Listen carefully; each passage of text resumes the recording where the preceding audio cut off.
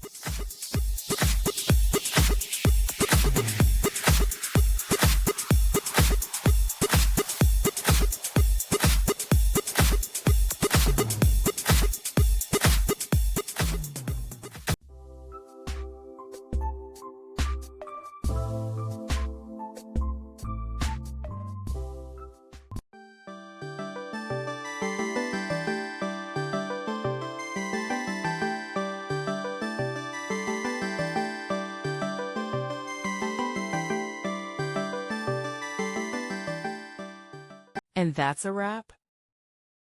I hope you found the answer you were looking for. If you did, take a second to hit that subscribe button. It really helps out. And let me know in the comments which solution worked best for you. See you next time in the Debug Zone.